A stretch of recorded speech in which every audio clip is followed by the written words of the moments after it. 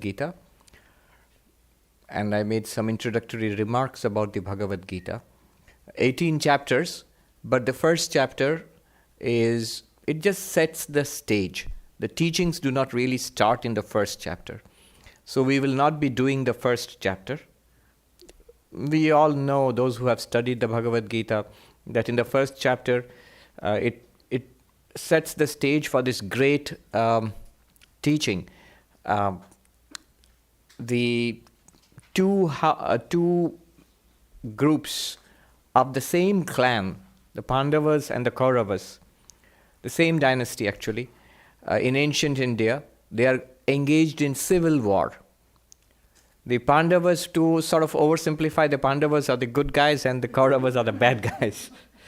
And Arjuna is one of the 5 Pandava brothers. And Krishna, who is an incarnation of God, an avatara, Krishna is his driver, chauffeur. He drives Arjuna's chariot in this great battle. And before the battle begins, Arjuna asks Sri Krishna that take me out there in the middle of the 2 arrayed armies. I want to see who's foolish enough to come and fight with me. He's full of bravado and confidence. But once he goes there and he sees all his relatives, because it's a civil war, so the people they're going to fight are their own relatives, 2 factions of the same royal house. And so he has great qualms about the battle which is about to ensue, though it is a righteous war, because the Kauravas are really nasty guys.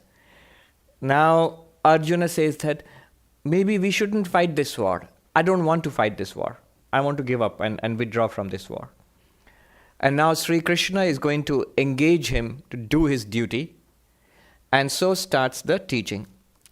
Remember, the teaching is ostensibly about a civil war fought a long time, in prehistoric times in India.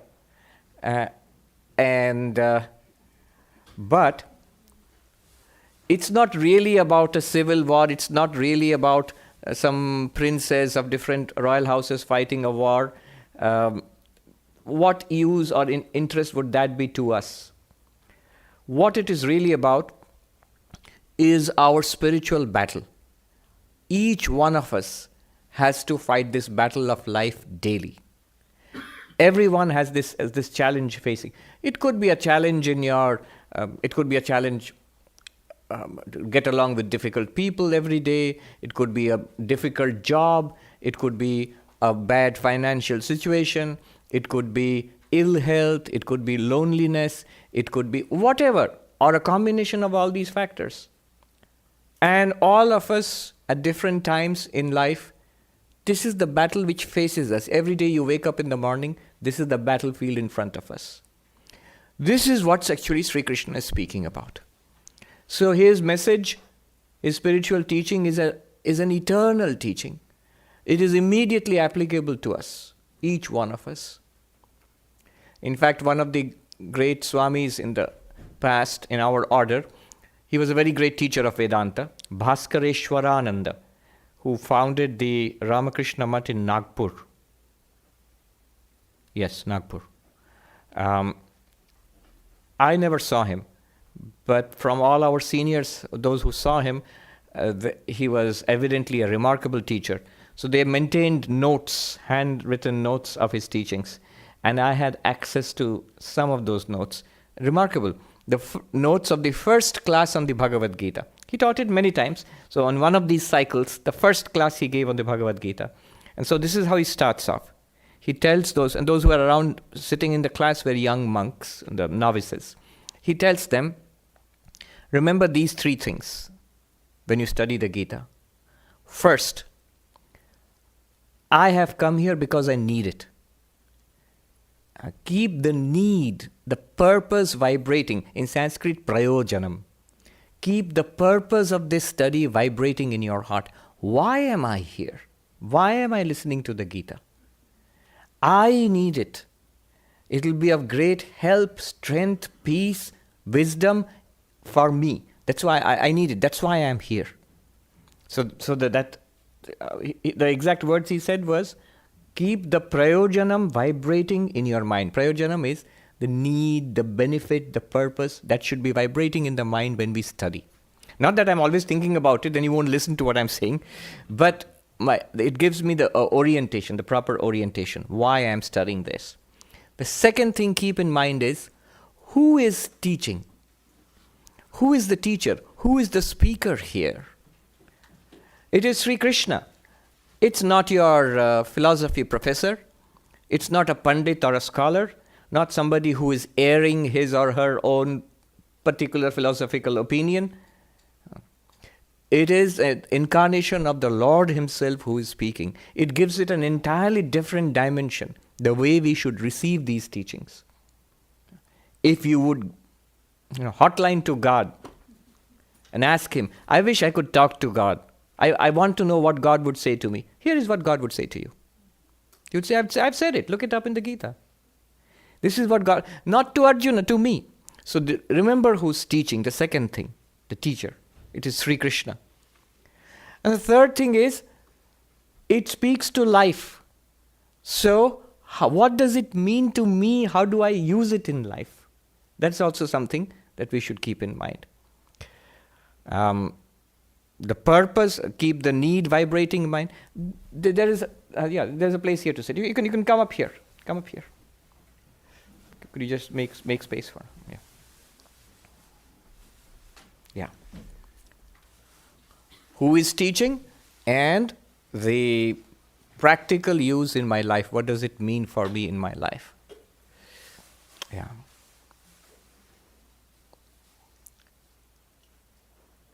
There are, by the way, I mentioned it last time and this time also I'll mention it, there are many, many translations of the Gita available. I was happy to hear that in the summer in Yale University, in New Haven, they had a special course on the Bhagavad Gita. I think a 6-week course was offered by a professor. And they have also started a project to collect all the translations, I think only the English translations of the Bhagavad Gita, all that are available. So they want to have a library of the Gita at Yale University. Just by the way, not that it's directly relevant, just a couple of weeks back, I was in Washington, D.C. There was what they called a global Gita convention, and a 2-day convention on the Gita, and more than 1,000 people showed up. So that's interesting. There's a huge hall in George Mason University in Washington, D.C.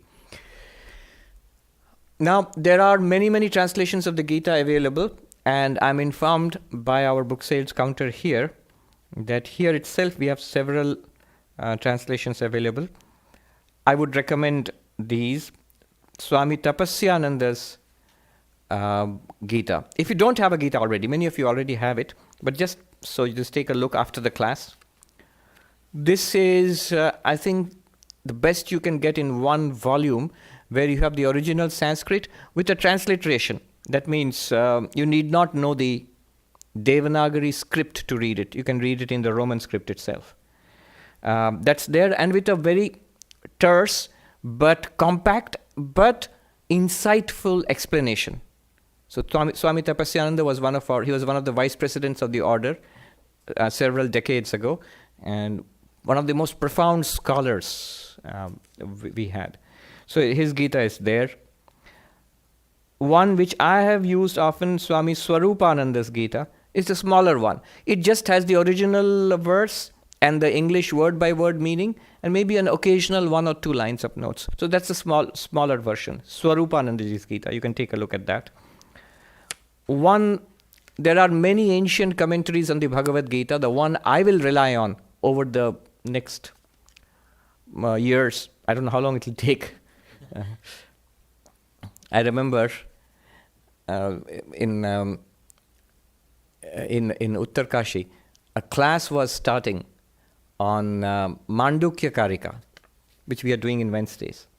I was not there in the class, but I heard an old tape recording of the class, the first class.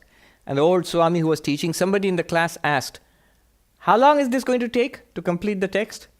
And the Swami said, Well, that to complete is not the purpose. The purpose is enlightenment, right? So complete, never say that I'm reading one of my teachers told me, never say I've read the Bhagavad Gita, always say I'm reading the Bhagavad Gita. So the purpose is not to complete it. As long as the breath flows, you're breathing in and out, the class will continue. That means, in Hindi he said, Jab tak swas chalegi, chalegi padhai. As long as the breath is flowing, the class will continue. And another Swami, much less accommodating, he was starting a class on Sanskrit grammar. One of the most boring things you can, except for Pandits. Pandits love it, but everybody else finds it very boring. I hear the same thing about those who have taken Latin grammar. So, Sanskrit grammar. He was starting a class on Sanskrit grammar in Uttarkashi in the Himalayas. And the first class somebody asked, how long is this going to take?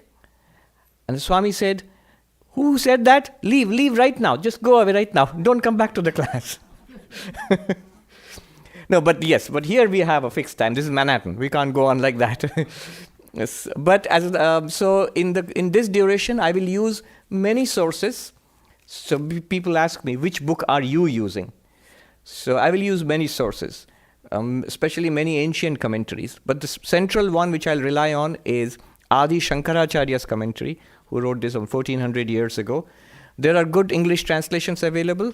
Two of them are here. Swami Gambhiranandaji's translation. It has the original verse and an English translation of the Sanskrit commentary. The Sanskrit commentary itself is not there in the Gambhirananda edition. There's another translation of Shankaracharya's commentary by Professor Krishna Warrior. It can be ordered on request for those who know Sanskrit. So it has the original Sanskrit and an English translation also. If you want a detailed explanation, long-running commentary on the Bhagavad Gita, I can do no better than to recommend Swami Ranganathanandaji's. That runs to 3 volumes. So that's there. Each verse with a detailed commentary on that. And there are many, many more. Many more. For example, the one I'm holding right now doesn't mean that you're going to start looking for this, because I might hold another one next time you come. So this is, for example, a Gita with the commentary of Sridhar Swami, who was one of the medieval commentators. He wrote a very simple Sanskrit commentary 800 years ago. He is actually well known for his commentary on the Bhagavatam, Srimad Bhagavatam. Anyway,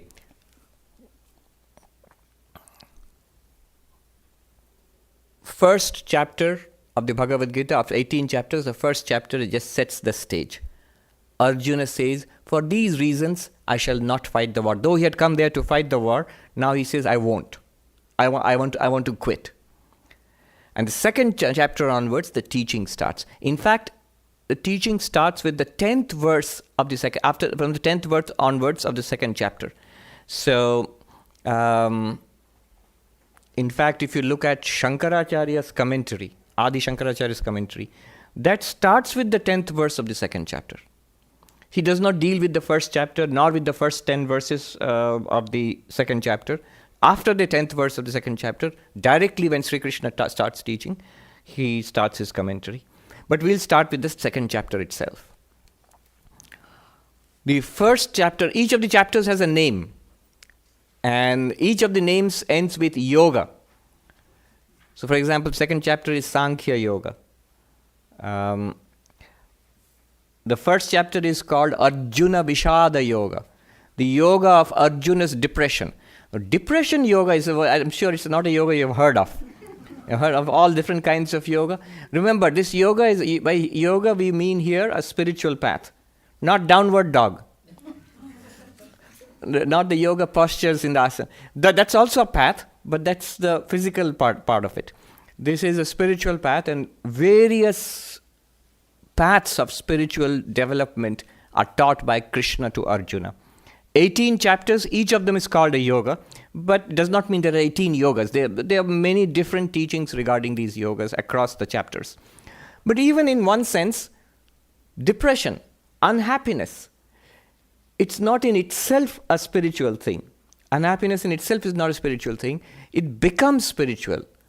Arjuna transforms his depression, his misery, his unhappiness, his frustration with the situation into a gateway to spirituality. Why? What he does is, he surrenders, he asks Krishna to guide him. Here I am, I'm caught in this terrible situation, I don't know what to do, I am very unhappy, please tell me what I should do. If we do that with our unhappiness, then our unhappiness is a doorway to spirituality. It will lead to spiritual growth and spiritual development. Take it to God. Ask God, I'm unhappy, it's terrible, what can I do now? So, then unhappiness becomes a yoga. Arjuna, it simply means, the word itself comes from Riju, the Sanskrit term Riju. I'll be throwing around Sanskrit terms, but I'll always translate. If I do not translate, you're free to raise your hand and ask me to translate. I remember I used to teach Vedanta in Hollywood in a class, in a small group, in the library there. And there's this gentleman who was a very interesting person. He was totally innocent of Sanskrit. He would sit at the back and he would wildly wave his hands. And I would know that's a flag that I'm giving too much Sanskrit. So I would stop and translate. So Arjuna, the word is related to the Sanskrit Riju, which means straightforward, simple, straightforward. Sri Ramakrishna says, if a person is simple, straightforward, that is a very good spiritual sign. Such persons, you will know that simplicity is a sign that it is the last birth. He has said that. Sharalata means the word, very interesting. The word in Bengali or in Sanskrit or Hindi, saral or sharalata, it means simplicity, it also means straight. Literally, a straight line would be sharal. So, and simplicity also. So Arjuna, the word also has the same etymological root. There is because it's the Gita, it's set in the Mahabharata, and the Mahabharata is literally the greatest story ever told. So once in a while stories will come in, and that's good. So there's a story just preceding the war. Krishna, how did he come to be Arjuna's chariot driver? One day he was taking his usual, the great Indian siesta, the afternoon siesta, Sri Krishna. And the two parties to the war, two sides, Arjuna representing his side, the Pandava side, and Duryodhana, the main villain, representing his side, the Kaurava. They arrived almost simultaneously to Krishna's doorstep to ask for his help in the upcoming war. Now Duryodhana is arrogant. He goes and sits in the comfy chair which happens to be near Krishna's head. And Arjuna, who is full of humility and respect, he goes and sits at the foot of the bed near Krishna's feet. Now it so happens that when Krishna wakes up, he opens his eyes, and whom does he see first? He sees Arjuna. And he says, Arjuna, you are here, what do you want? Before Arjuna can say anything, Duryodhana sees that the disaster is going to happen. So he says, wait, just a minute, I'm here. And Krishna looks around. And by the way, I'm not making it up. It's in the Mahabharata itself. I was reading the original verses just yesterday. So he looks back and sees Duryodhana sitting there. And then he launches into this soliloquy. Krishna says to both of them, I do not doubt that you were here first, O Prince Duryodhana, but I also did see Arjuna first. Hence, I shall help both of you. Of course, he wants to help Arjuna. And so you are free to ask me. I offer these two to you. One is my powerful army, because Krishna is also king. It's called the Narayani Sena, the Narayani army. I'm going to offer this army full of well-trained warriors, brave in battle. That's one thing I offer. The other thing I offer is myself, alone, unarmed. I will not fight or kill anybody in this war. I will not pick up a weapon even. Now you choose. I will ask Arjuna to choose first, because the rules are you ask the younger person to choose first. And Arjuna is younger.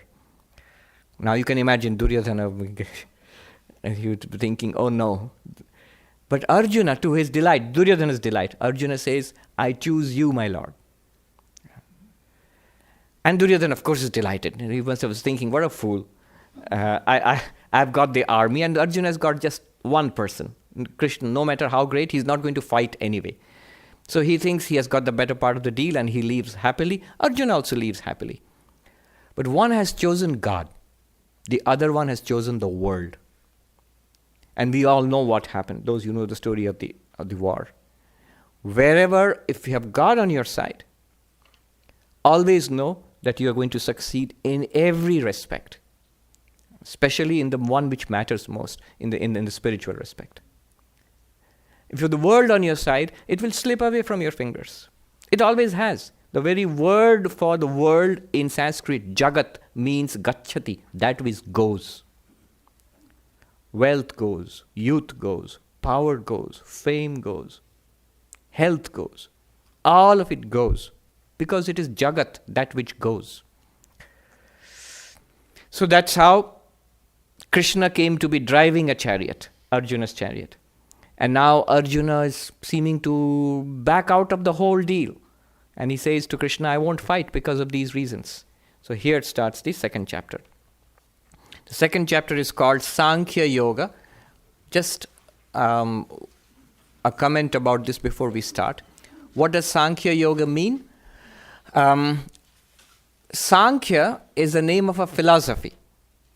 But that's not what it means here.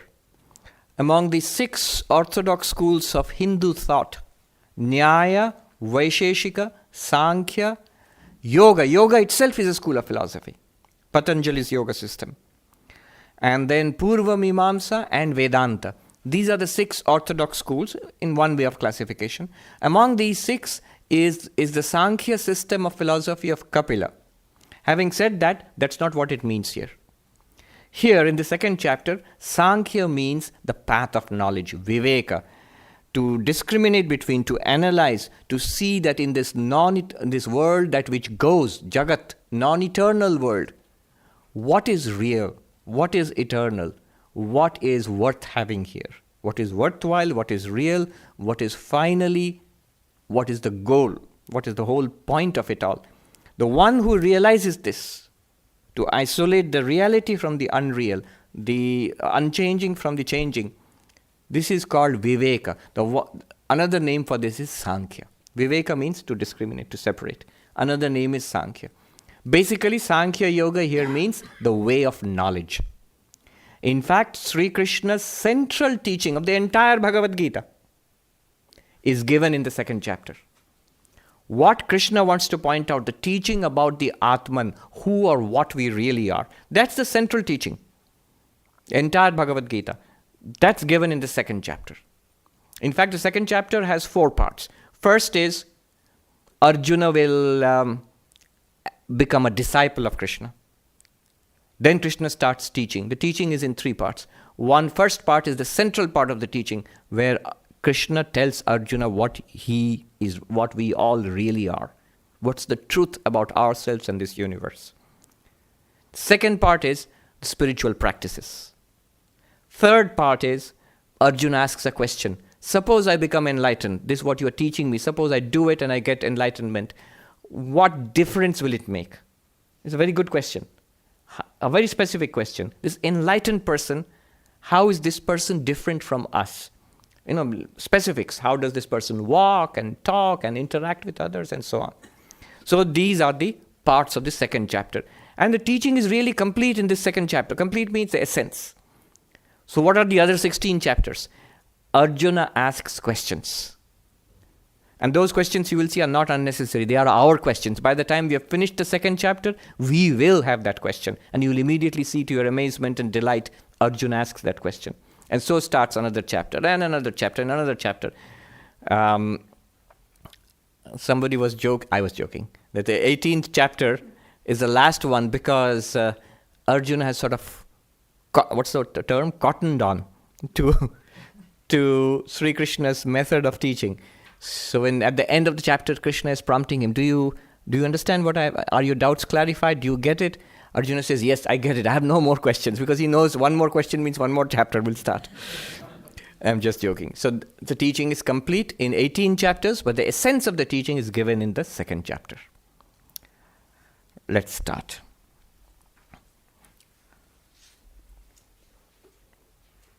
You chant along with me. Those who have the text, you can chant along. I'll chant and then you chant after me. Sanjay Uvacha Tam Tata Kripaya Vishtam Tam Tata Kripaya Vishtam Ashru Purna Kulekshanam Ashru Purna Kulekshanam Vishidantam Idam Vakyam Vishidantam Idam Vakyam Uvacha Madhusudana Madhusudana. Sanjay, the one who is narrating all this is, remember, all this is like Dhritarashtra, the blind king.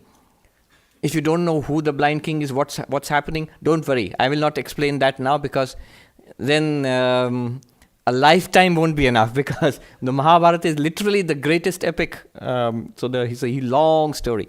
Anyhow, Dhritarashtra, the blind king, is sitting in his court. He wants to know what's happening on the battlefield. He is the father of the Kauravas, the bad guys. So he asks his courtier, Sanjaya, please tell me what happened. And why Sanjaya? Sanjaya has this, blessed by God, blessed by the Vyasa, the divine eye, by which he can see what's going on in the battlefield and report back live, breaking news. So he pioneered that long before CNN and Fox and so on and so forth.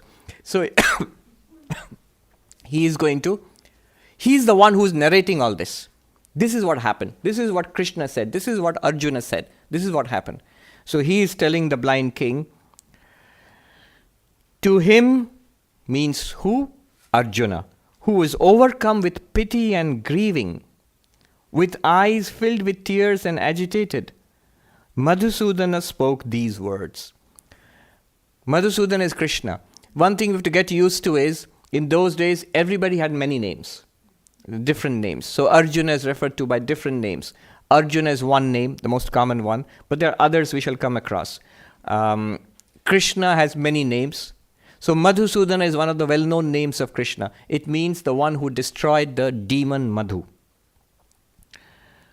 So to Arjuna, who was sorrowing, overcome with pity and unhappiness because of what was about to happen, and eyes were full of tears to such an extent that he couldn't see properly.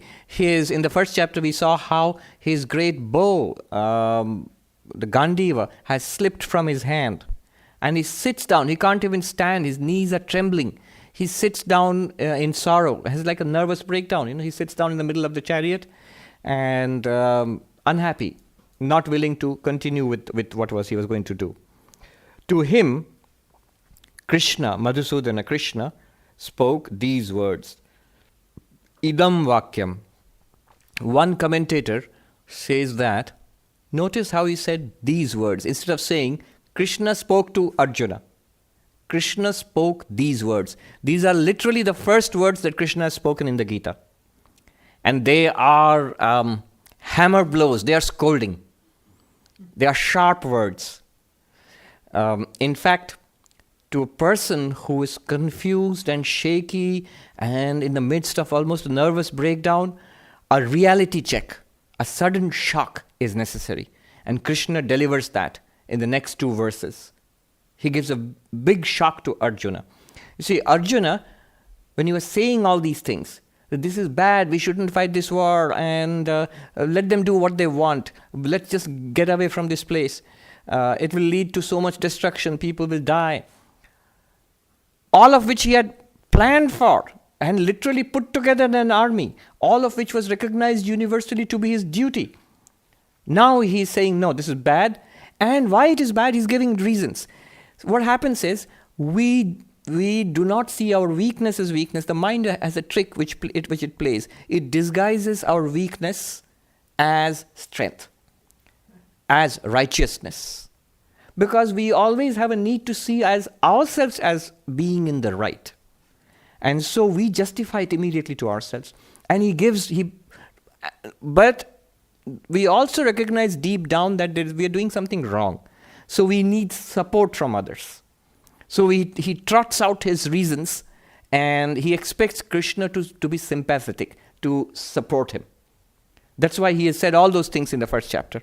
And he expects Krishna will say, yeah, you're right, let's go home. Let's not fight the war.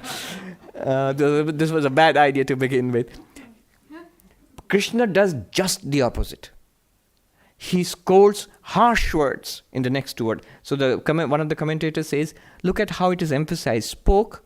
Not spoke to Arjuna, spoke these words to Arjuna. What follows, these lines to Arjuna. I remember a senior monk in our order who told me many years ago when I was a novice. He told me a story about his days as a novice. Many, many years, decades ago, when he was a novice in one of our monasteries, he was unhappy for some reason. And he had this very senior monk whom he looked up to, who lived in a different monastery in Rishikesh. So he would write letters. Those were the days before social media or email or anything like that. So he would write letters.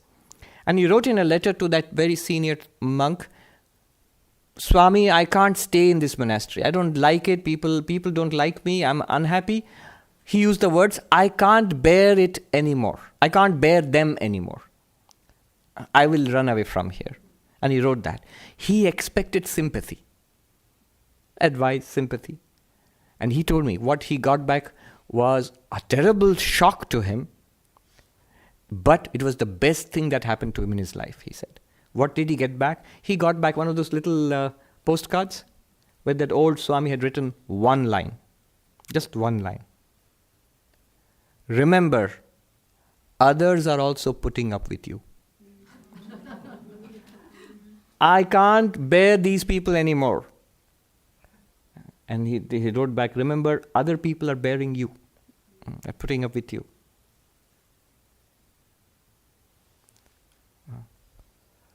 In Bengali, mone rakhiyo onnora tomaye sojjo korche. And he said, when I read this, it was such a shock that tears came to my eyes. But then I straightened up. And then I put my life together, and see, he's a monk 40 years later also. He's doing very, very well, in fact, extraordinarily well. So that's the medicine which Arjuna gets from Krishna. Shri Bhagavan Uvacha Kutastva kashmalam idam vishame samupastitam anarya jushtamaswargyam akirti karam Arjuna. The blessed Lord said, when so Arjuna has this weakness, not to be entertained by honorable men, Aryans, nor conducive to the attainment of heaven, leading to ill fame, come on you at this crisis. So in this time of crisis, literally in the middle of a battlefield, but that crisis is always crisis for us. It is actually. We don't recognize it. We get comfortable with life. But it is crisis for us. But in the middle of this crisis, where has this weakness come upon you?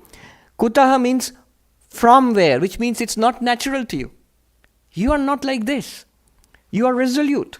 You are noble. You are brave. He says, anarya jushtam, not worthy of an Aryan. Remember, Aryan here does not mean a race. It as a terrible muddle has been created by the Nazis. First of all, the racism of an Aryan, I was just reading, it is mentioned in the Rig Veda. What is an Aryan is defined there. A one who follows dharma, ethics, an ethical lifestyle. One who is enlightened in the sense of jnani, not well-read, but in the sense of being enlightened. Not just spiritually enlightened, it just means enlightened in life. Jnani. And the one who excels in nobility. So that is an Aryan. Nothing to do with a race as such. Though the Vedic people were called Aryans, racially, but here it does not mean race. So it is noble. For a noble person, this is not right for a noble person. What this weakness you're entertaining. The Nazis, for example, most infamously, they made a horrible mess with the symbol, the swastika. The swastika it's a bad word nowadays because of the Nazis, but it's a Sanskrit word, and it means, of all things, the auspicious. So they took the symbol. Luckily, they didn't use it as it is. They twisted it. So at least that's just a saving grace. But for the rest of the world, it's become a symbol of evil. But it literally means a symbol of that which is auspicious. Anyhow, anaryam. Is it almost the same? If we write it in English, it would exactly be the same. Anaryan. Anaryam. Anaryam means not Aryan, not worthy of being entertained by Aryans. This kind of weakness. And then he says, aswargyam, not worthy of, we will not take you to heaven. Akirtikaram, not conducive to your good name in this life. Three things Krishna has said. First of all, the noblest of people do the right thing, not because of anything else, but because it is the right thing.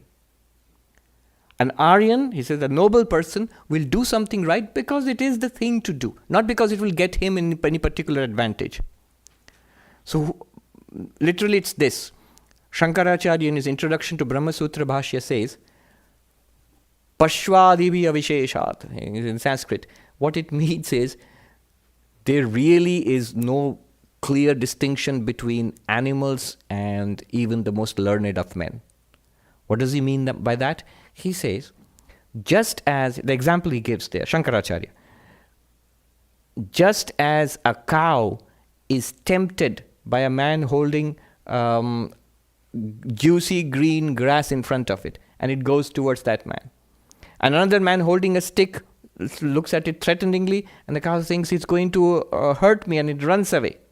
Even so, men who ought to know better, they are tempted by certain things in the world, and they are scared of other things in the world. And because of that, they do not do what is right, and we do not refrain from what is bad. Why do we do evil? It's either temptation or fear. Nobody wants to be bad. But then why do we? Because we know, when we know something is wrong, and yet we go ahead and do it, it's because we have been tempted, or we have been forced by fear. Something is there, either fear or temptation. And so the noble person, the Aryan, is one who is not tempted into doing wrong things, or nor is scared away from doing the right thing. So that is one. And one step below this is a person who is a good person, a religious person, who would like to be a good person so that he can go to heaven after death. Aswargyam. Do the right thing so that you are rewarded with heaven after death. That was the motivation for the Vedic people at that time. That follow dharma, you will go to heaven after death. Follow adharma, you will be punished after death. So this is a second. This is actually one step down. The first, the noblest of people do things because it's right, not because it will take them to heaven. But suppose that does not motivate you. Now here is the second thing, that if you do not do this duty, this is not conducive to your attainment of heaven after death. If that also does not motivate you, who knows if there is heaven or not, who cares? Then if that does not motivate you, the third thing he says, it is not conducive to your good name, to your reputation in this world itself, in this life. Immediately you will be subjected to calumny that you are a coward, you did not do your duty, they have a word for it. Here we have a right appropriate word, loser, they will say. So they'll call you a loser. So three, Anaryam,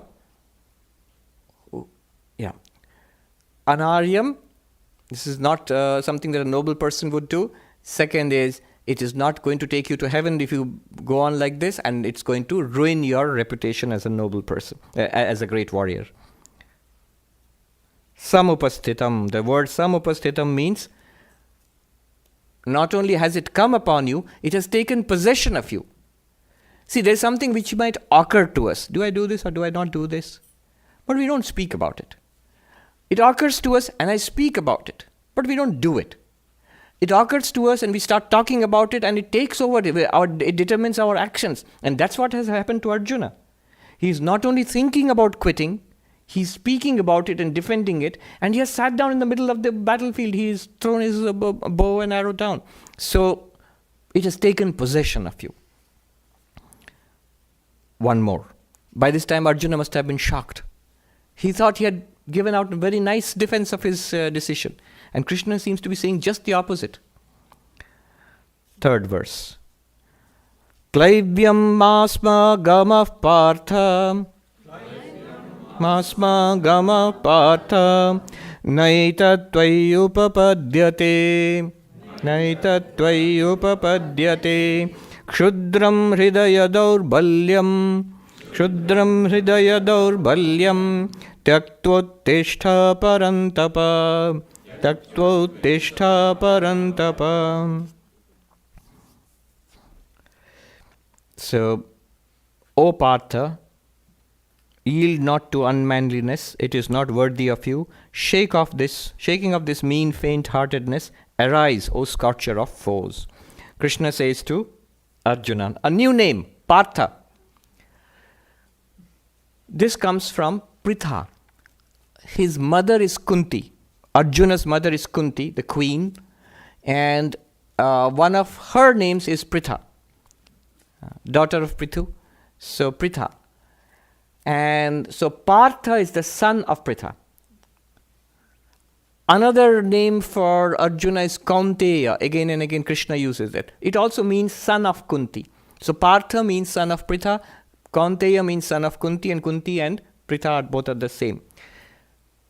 Now, actually I've got some numbers for you.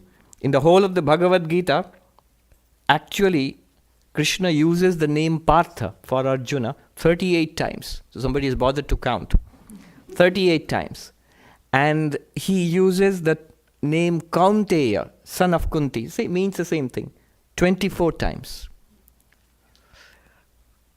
This is not without significance, because the names which are used, they point to something. He is pointing out to Arjuna who he is, and what he is doing right now does not at all match what he is supposed to be doing. He is a warrior, one of the most famous warriors, and the son of a warrior queen, Kunti. So by mentioning his mother, he points out Pritha or Kunti, points out who is. See, if you read the original Mahabharata, the original verses, beautiful. I was just reading. Before the war started, Krishna asks Kunti, because they're going into the war, maybe she will never see her children again. He says to Kunti, and what, O queen, do I say to your sons who are about to plunge into this terrible storm of war? Kunti says, to my sons, O Krishna, say this, the time for which a Kshatriya, a warrior prince is born, that time is upon us. That time is upon us. That time is here, for which a warrior is born. That reminds you of those stories of the Spartans, where the Spartan mothers would say to their children that go out, to their sons, they go out into this battle and return with your shield or upon it. That means, with your shield means you're standing. Upon it means they would carry the dead bodies back on the shield. Kunti says does not say to Krishna that protect my children and make sure that they come back alive. No, she says, tell them that I said, the time for which you were born, a Kshatriya, a warrior prince is born, that time is upon us. Now to the son of such a mother, he's calling him with his mother's name. Partha, O Partha. And what does he say? Klaivyam masma gama. Do not be paralyzed into inactivity. Klaivyam means neutered. Do not be paralyzed into inactivity. You are a resolute warrior. Naita tvayupapadyate. The word succeeding Partha, son of Pritha, son of such a warrior queen. Next word is, this does not befit you. You see the juxtaposition. What should you do? What do I do then? This mean faint-heartedness, this smallness, this pettiness, what Arjuna was putting forth as goodness, I'm a nice person. That he calls meanness, faint-heartedness, smallness. And he says, give it up, get rid of it. Hridaya daurbalyam, faintness, faint-heartedness. Literally it means faint-heartedness, weak of heart. Kshudram means small, mean, petty, small. Get rid of that and rise up. Stand up, rise up. And then the next word he uses, he addresses Arjuna, parantapa, O scorcher of foes, O one who is a terror to his foes. So look at the language Krishna is using. This verse is regarded by Swami Vivekananda. This is one of the preliminary verses before the teaching. But Swami Vivekananda regards it as one of the central teachings of Bhagavad Gita. That before any kind of spirituality, any yoga, any religion, anything, what is required first? A willingness on my part to change. My life can be better. I am willing to take action. Show me how. Unless the person is willing to learn and change, wisdom of the world is there. Great masters are there. Wonderful teachings which have transformed lives for centuries across civilizations. They are all there. Our heritage is there. But unless I am willing to change, it won't work. I've already told you how Krishna actually tried to convince Duryodhana to change. Somebody asked, why didn't he teach the bad guys? Then he would have prevented the war. Why tell all this to a person who's good anyway, Arjuna? The problem is, a guy is a bad guy because of that, not because inherently anybody is bad. It's because not willing to change. Absolutely convinced I'm right. Who are you to teach me? So Krishna actually tried to teach the Duryodhana. This is not right. This is not dharma. And Duryodhana's famous response. Just a minute, Krishna. Don't tell me what is right and wrong. Because I know what is right. And I know what is wrong. I mean, look at the honesty of the man. He doesn't justify it. He says, I know what I'm doing is wrong. And I know what you want me to do is right. Then you say, yes, so in that case? But my problem is not that. It's not that I don't know. I know. But I can't stop myself from doing what is wrong. It's either so tempting, out of anger or lust or greed. I can't stop it. And what is right, I don't feel like doing it. It's the eternal human problem. Socrates said, to know the good is to be good. Immediately we say, no, that's not true. Actually, Socrates is right. If the human mind and personality were in its noblest condition, what is right, the moment you know it, you would do it. But our minds are not fit. We have ruined this instrument which God has given us by dumping trash in it, by conditioning, by prejudice, by desires, by lust and greed and conditioning. So that we know what is right. Look at it. I admit I know. I can't do it. I admit this is bad. I can't stop. So there must be something wrong. Why is my intellect at war with the rest of my personality? Part of me knows this is right. The other part won't listen. So the problem is in here. It's not in the teaching. It's not in morality or religion or ethics. That's why Krishna says, you have to stand up. Shake off this meanness, this smallness. Swami Vivekananda said, the old religion said, one who does not believe in God is an atheist. The new religion says one who does not believe in himself is an atheist. Believe in himself means, I am good, I can change, I can make my life better. This is the essential, the first condition to any kind of spirituality, religion, morals, philosophy, whatever. Practically, if you want to make a change. This was said to me by a monk, again in the Himalayas. The example he used was a very rural kind of, village kind of example, but very telling. He said, in the villages, we who have lived in villages, we know that when a farmer, when he sees a calf which is ill, If the calf is trying to get up, you can make it stand on its legs and it will recover, you know that. But if the calf which is not trying to get up, no matter how much you try to lift it up, it will come crashing down again. If the poor thing is struggling, you know you can help it. It cannot stand up on its own. The farmers know this. They know it's a very bad sign when the calf has given up. Even when you try to put it on its legs, it won't work. You can't get it on its legs. So that's exactly what is happening here. Krishna wants Arjuna to take up, to decide to change. Then Krishna can help. And this is what we must do.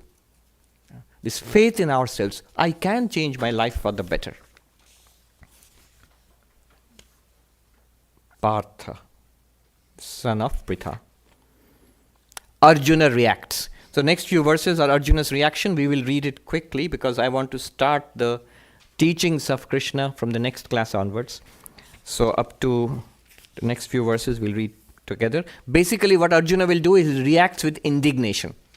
Like that Swami said when he read that one-line reply from the senior teacher that remember other people are putting up with you.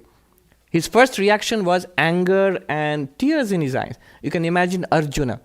He is like, haven't you heard what I was saying? How can I fight against these people? They are my teachers. All of which he was ready to do until that moment. They are my teachers, they are my relatives, and what's the use of fighting this war? I don't want a kingdom, and so on. He repeats those very quickly here. Arjuna vacha Katham bhishmam aham sankhye Katham bhishmam aham sankhye Dronam cha madhusudana Dronam cha madhusudana Ishubhi pratiyotsyami Ishubhi patiyotsyami Pujarha varisudana Pujarha varisudana. Arjuna said, O Madhusudana, how can I fight in battle with arrows? How can I shoot arrows at the revered Bhishma, our grandsire, at the revered master Drona, who taught us, we learned how to shoot arrows and fight from their teacher Drona. All the princes were taught by Drona. So how can we fight against them? How can I shoot arrows at these revered persons who are worthy of respect and worship, to whom I cannot utter an impolite word? You are asking me to shoot them with arrows. Then 5th verse. Gurun hatva hi mahanubhavan Gurun hatva hi mahanubhavan Shreyo bhoktum bhaikshyam api haloke Shreyo bhoktum bhaikshyam api haloke Hatvartha kamangstu gurun ihaiva Hatvartha kamangstu gurun ihaiva Bhunjiya bhogan rudhira pradigdhan Bhunjiya bhogan rudhira pradigdhan.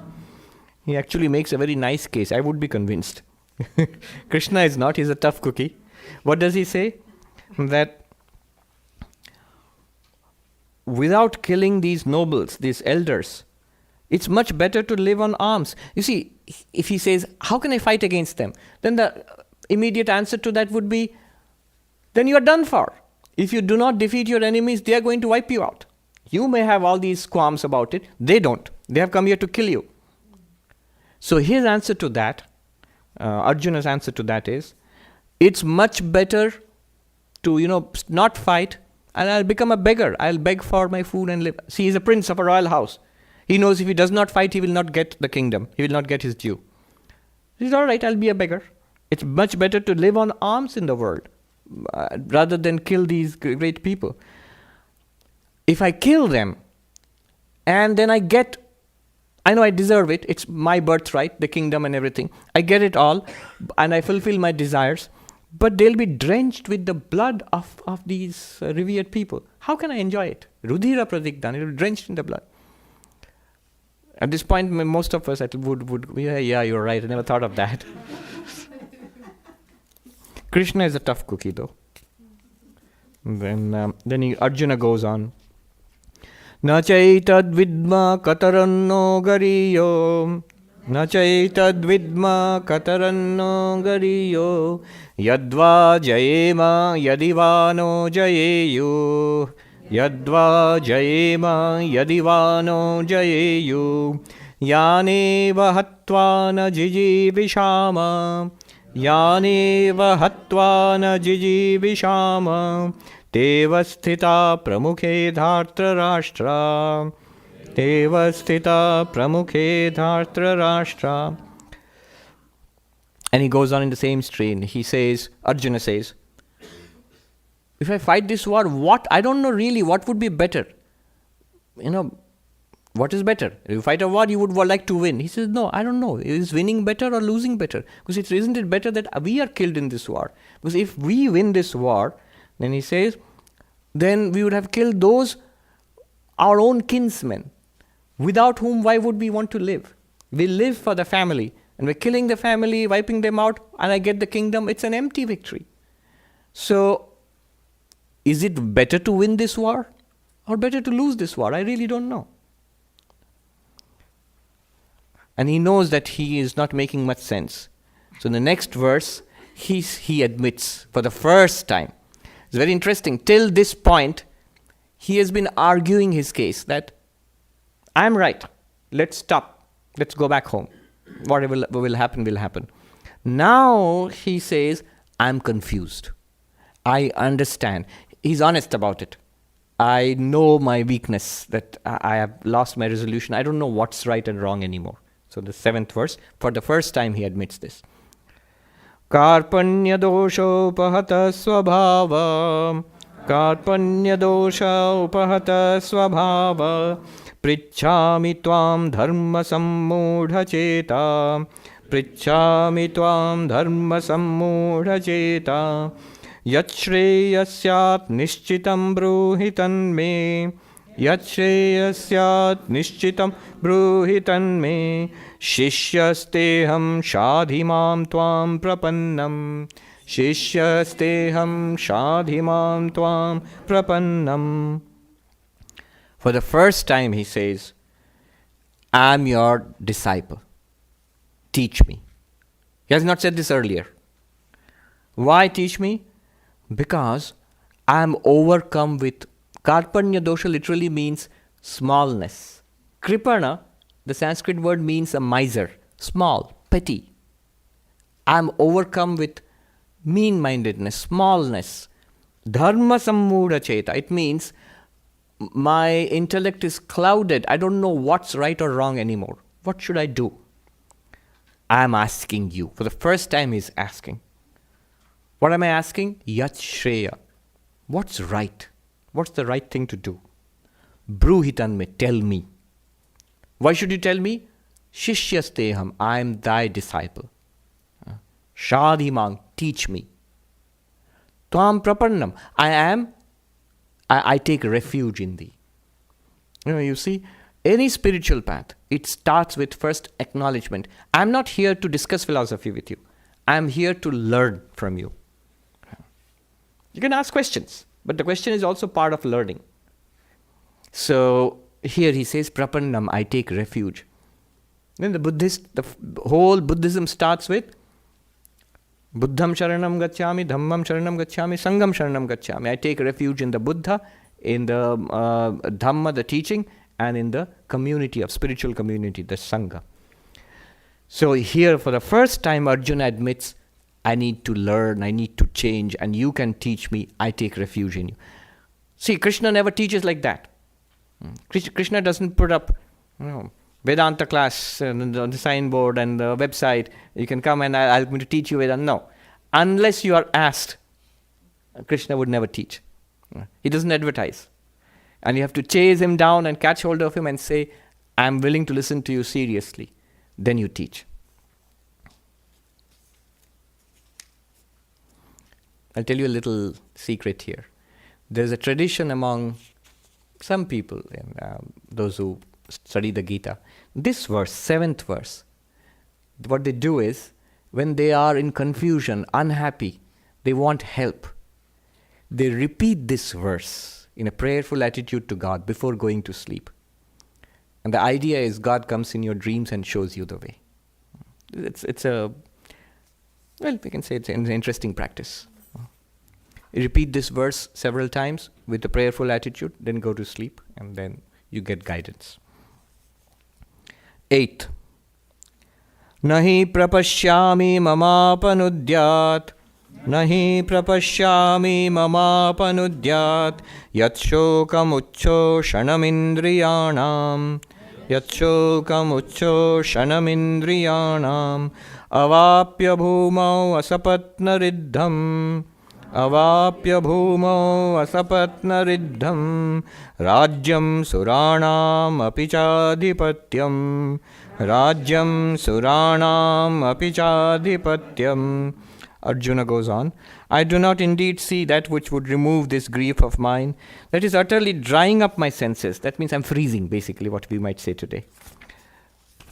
Even if I were to attain in this world a kingdom without rivals and prosperous, and even lordship over the gods.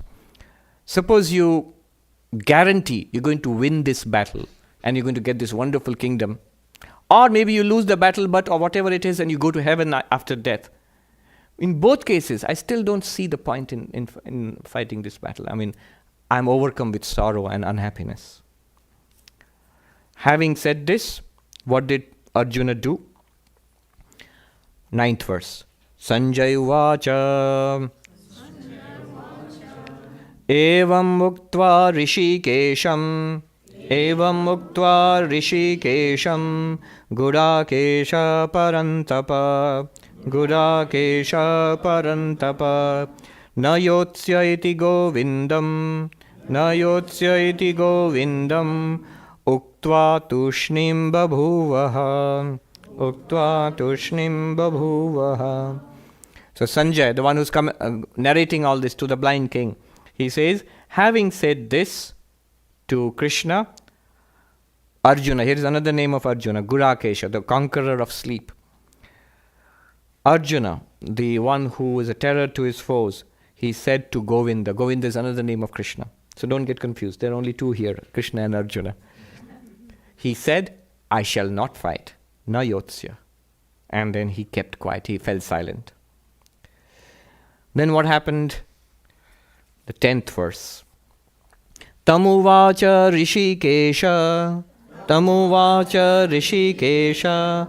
Prahasanniva bharata. Prahasanniva bharata.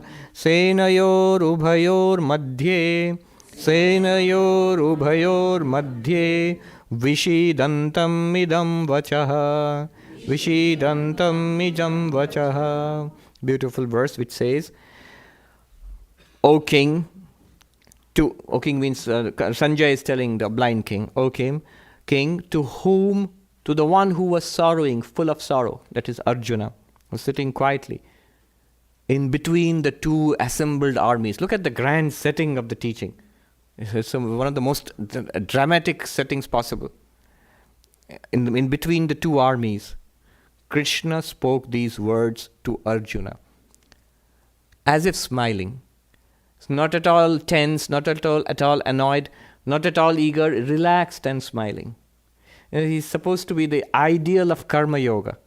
Swami Vivekananda points out the icon we have of the chariot in the battlefield and Krishna holding the reins of the horses. The 5 horses symbolize the 5 sense organs, and Arjuna is the soul, the jivatma sitting there, and Krishna is the guide.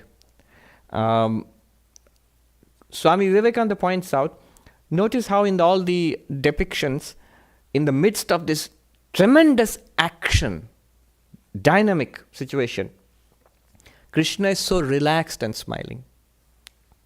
Swami Vivekananda said, this is the ideal of yoga. Eternal calm in the midst of intense action. And in the midst of eternal calm, when the world is quiet and you're alone and all, mind doesn't become dull or sleepy. The mind works like a blast furnace inside. Your mind is working under control when you're thinking deeply or meditating or whatever, though outside it's all quiet and calm. And when the outside is so busy, Manhattan. I think once Swami Vivekananda gave the example of a street in New York in those days. He was here in 1894. And your mind is calm as if you're meditating in a Himalayan cave. Is that possible? Yes, it is.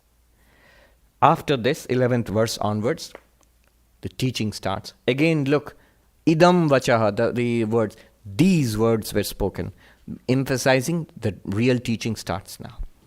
So 11th verse onwards, we shall see what Krishna teaches, but we know the central teaching of all of Gita, all of Vedanta, this one truth which you find here, the divinity within us, the unknown, the infinitude within us is revealed by Krishna.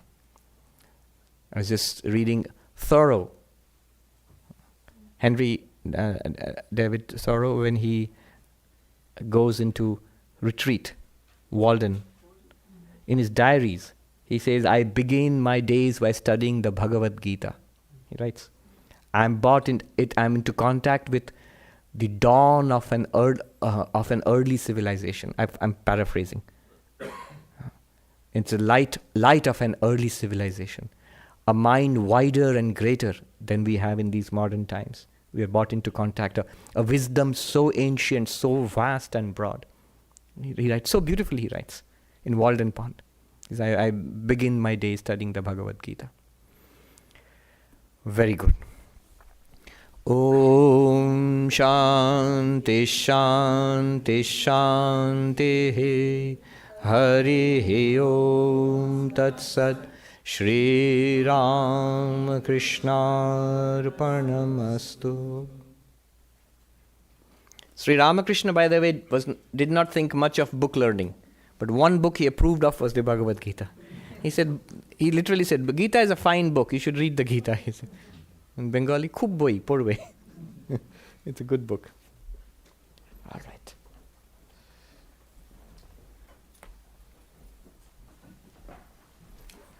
Just keep the